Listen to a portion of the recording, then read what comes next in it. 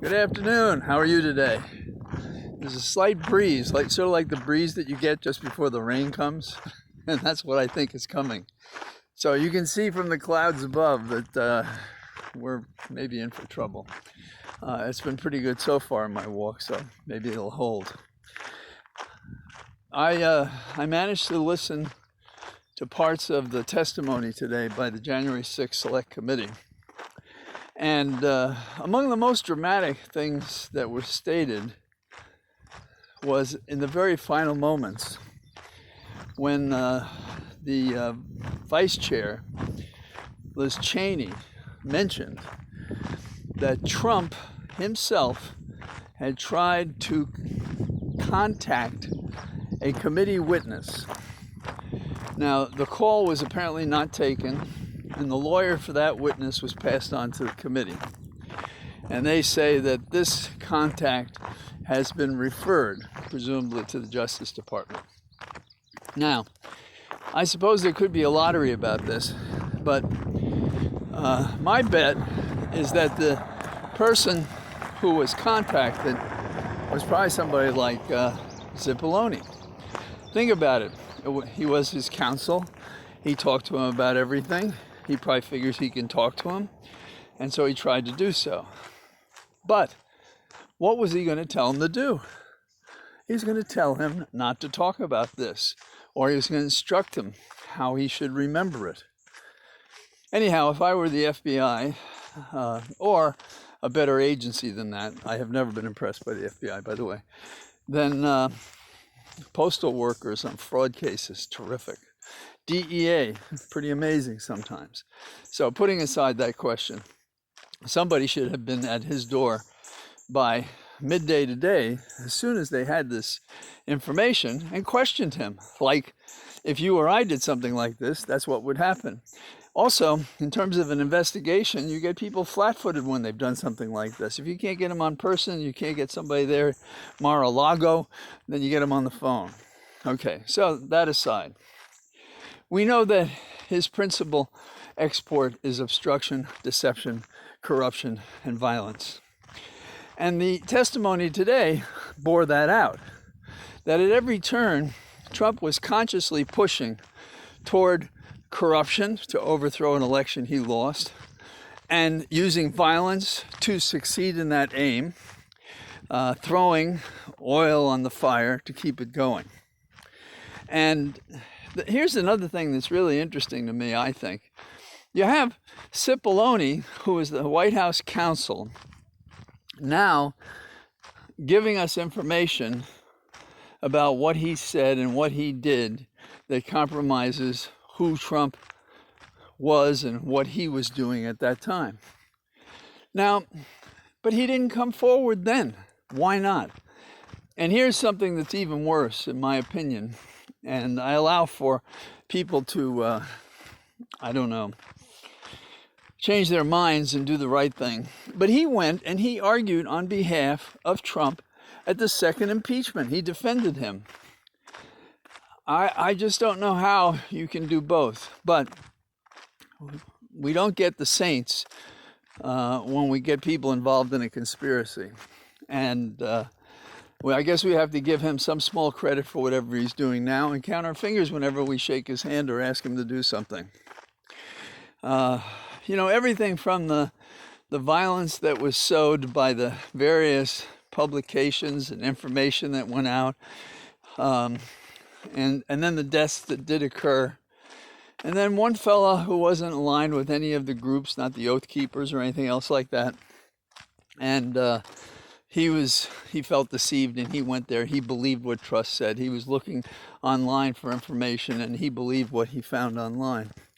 That's a very sad aspect of what disinformation campaigns mean to public dialogue. So, but he came forward, and he admitted that what he was doing was wrong. So that's that story. The second story I think of is we're back in COVID. America believes they can ignore the fact that we're back in COVID. And everybody is being encouraged to get a second booster, assuming they got one. So you should be double vaxxed and be on your second booster. And you really should think about wearing masks. And you should think about watching where you go and cleaning your hands and maintaining distance from other people. And people won't. And they'll get very sick. And it's very sad because there are people who've taken some precautions and think they can relax, and they can't. And in part they can't because we relax before we've succeeded in defeating COVID. There are reports from the front in Ukraine that America's doing too little, too late. I think that was always the program from the beginning, to get credit for helping without helping so much that Ukraine wins.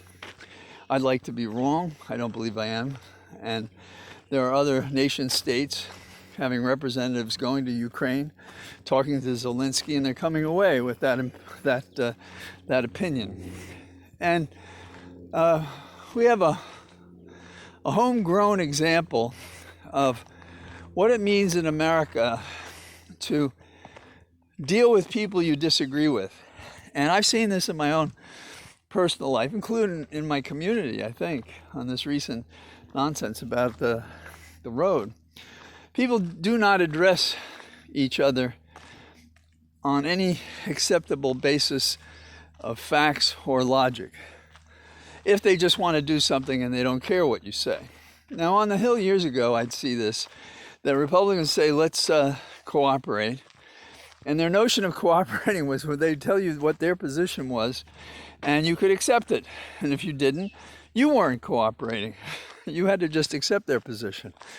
And I see that in my private life, in my local community, over a dirt road. But I also see it in politics in much more serious situations. For example, school boards. We had a situation in which a young man who had relations with this young girl, he was 14, but he was also transgender, and they had consensual sex. And then they were going to have sex, but she didn't want to this time, and she made a complaint. Okay, he was moved from that school to another school while they were considering it, and they claimed there was another incident at the second school. I've talked to people close to the investigation because I'm interested in it, and I was told, and I believe it to be true, that the fact that he was transgender had nothing to do with the offenses. But, two, our evangelists, our hateful Republican stalwarts. Oh my God, this kid is different. We have to do something about it. So the state attorney general has opened an investigation in search of dirt that he can use politically in our county, and this has been approved by the local state circuit court judge, who's a former Commonwealth attorney and a long lifer in the Republican Party. This is what's happening to America. You know, we're going to have the Stasi soon. You know, they were the secret police in East Germany.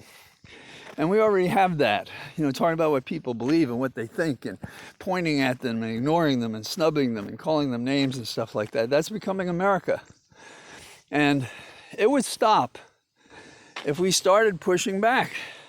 Individually, I do, but I'm thick-headed and I'm Irish. And we need more citizens to push back. We need our elected representatives to push back. There was the greatest speech at the end of the hearing today by Raskin. I'm very impressed with the man. His waters run deep. His understanding of the law is fabulous. His sense of the romance and poetry of history is extraordinary. But he draws a line where I would not, and that is to demand an accounting for this misconduct, from the head of the snake right down the entire length of the creature. And that's where we make a mistake.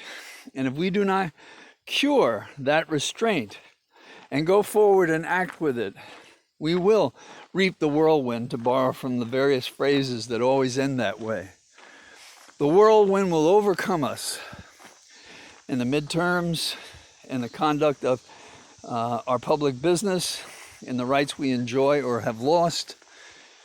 in the pleasantness of life, independent of the daily craziness, of the tragedies daily covered as breaking news or in editorials or in op-eds. The latest sensational thing that happened, and they're happening too frequently, too many of them, too much of it. Any society can only sustain so much before it falls apart. And don't kid yourself, our government is in danger of failing. And if we, the people, don't give courage and backbone to our elected representatives and we don't vote in the November elections, we will pay the price individually. Not deservedly, but we will pay the price. So I say good evening to you in my cathedral of trees. And so far it's not raining, but I think I just heard thunder.